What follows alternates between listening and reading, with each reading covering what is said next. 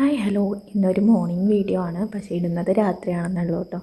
അപ്പോൾ ഇന്ന് രാവിലെ ചേച്ചിയുടെ വീട്ടിലായിരുന്നു. രാവിലെ തന്നെ എണീറ്റപ്പോൾ നല്ല തണുപ്പാണ് കേട്ടോ. ഇവിടുത്തെ അമ്മ സ്വെറ്ററൊക്കെ ഇട്ടാണ്ടോ കിടന്നുറങ്ങണം. അത്രയും തണുപ്പാണ്. തണുപ്പായതുകൊണ്ട് തന്നെ മോർണിംഗ് എണീക്കുമ്പോൾ എനിക്ക് തുമ്മലായിരിക്കുമെന്ന് എനിക്ക് ഉറപ്പായി. ഉടനെ തലേദിവസം ഞാൻ തുമ്മലിൻ്റെ മരുന്നൊക്കെ കഴിച്ചിട്ടാണ്ടോ കിടന്നത്. അതുകൊണ്ട് തന്നെ എനിക്ക് ഭയങ്കര ബുദ്ധിമുട്ടായിരുന്നു. അങ്ങനെ നിച്ചൂട്ടം വന്നിട്ടാണ് എന്നെ കുത്തിപ്പൊക്കി എഴുതിപ്പിച്ചത്. എന്നിട്ട് ഞങ്ങൾ നേരെ പോയത് അവിടെ അടുത്ത് തന്നെയുള്ള പുഴയുടെ അടുത്തോട്ടാണ് കേട്ടോ. അവിടെ ഒരു കപ്പയുടെ പള്ളിയും കൂടെ ഉണ്ട്. ചെക്കൻ അവിടെ കയറി കഴിഞ്ഞിട്ട് അമ്മേ നാരായണയായിരുന്നു കേട്ടോ ചൊല്ലിയത്. എനിക്കാണെങ്കിൽ ചിരി വന്നിട്ട് വയ്യാണ്. ഭാഗ്യത്തിനോട് ആരും ഉണ്ടായിരുന്നില്ല കേട്ടോ.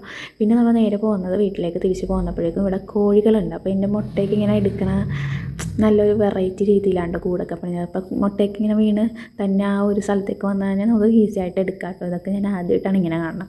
പിന്നെ ചെയ്തത് ഇഡ്ഡലി ഉണ്ടാക്കണതിൻ്റെ പരിപാടിയിലായിരുന്നു. ഞാനപ്പോൾ പുറത്തുനിന്ന് കട്ടനും കുട്ടനും എൻ്റെ അടുത്തുണ്ട്.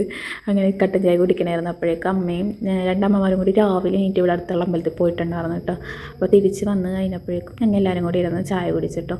ഇഡ്ഡലിയും ചമ്മന്തിയും ആയിരുന്നു. പിന്നെ നമ്മളെ ശ്രീനിവാസൻ മരിച്ചതിൻ്റെ ആ ഒരു ഇത് കാണണമായിരുന്നു കേട്ടോ. പിന്നെ ഞാൻ വന്ന് കുളിച്ചു.